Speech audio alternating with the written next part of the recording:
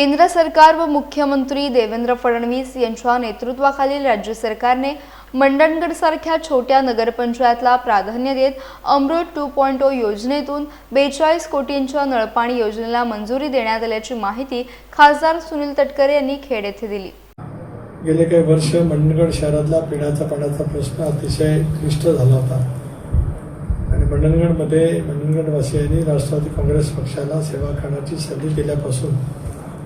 तिथल्या पाणी पुरवठ्याचा प्रश्न अग्रक्रमाने सोडावा अशी आग्रही मागणी तिथल्या माझ्या सर्वच नगरसेवक नगराध्यक्ष उपाध्यक्षांनी सातत्याने केली होती, पक्षाच्या पदाधिकाऱ्यांनी सुद्धा केली होती। केंद्र पुरस्कृत अमृत 2 अभियान जी योजना आहे त्या योजनेअंतर्गत याचा प्रस्ताव आम्ही सतत पाठपुरावा करत त्या ठिकाणी पाठवला। अगदी तांत्रिक मान्यता मिळवण्यासाठी महाराष्ट्र जीवन प्राधिकरण खात्याचे मुख्य अभियंत्यांच्याकडे संपर्क करणं, DPR बनवताना जलसंपदा विभागाचा नागरिकत्व दाखला मिळवणं, अशा अनेक बाबीवरती सतत या विभागाचा लोकसभा सदस्य या नात्याने माझ्या सर्व स्थानिक प्रशासनामध्ये काम करणाऱ्या नगरसेवकांच्या पाठपुराव्यामुळे मी ते संपर्क करू शकलो आणि आज मला सांगायला आनंद वाटतोय की राज्य सरकारने केंद्र पुरस्कृत अमृत 2 अभियान अंतर्गत एकूण 41 कोटी 70 लाख रुपयाच्या कामाला प्रशासकीय मान्यता त्यांनी त्या ठिकाणी दिली।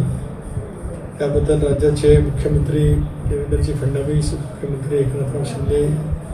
मुख्यमंत्री सुनेत्राबाई पवार यांचे मी मनापासून आभार मानतो आणि भारत सरकारचे सुद्धा आभार मानत असतानाच पंतप्रधान नरेंद्र मोदी साहेबांच्या नेतृत्वाखाली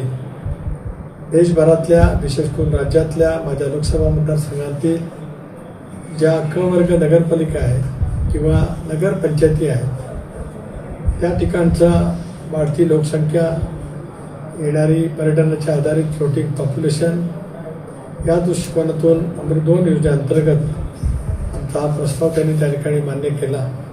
त्याबद्दल मी भारत सरकारचे सुद्धा रायगड रत्नागिरी लोकसभा सदस्य म्हणून मनापासून त्या ठिकाणी आभार मानतो आहे। मला विश्वास आहे की पुढच्या मर्यादित कालावधीमध्ये याची जी प्रशासकीय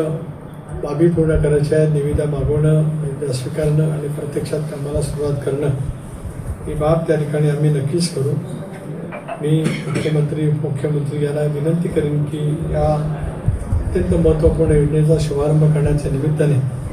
त्यांनी आवर्जून मंडणगडला माझ्या लोकसभा मतदारसंघामध्ये यावं आणि पुढच्या वर्षभरामध्ये योजना जर का आम्हाला पूर्ण करता आली तर मंडणगड वासियांचं दीर्घकाळचं पिण्याच्या पाण्याचं फिल्टरची जे काही स्वप्न होतं ते साकारलं जाईल।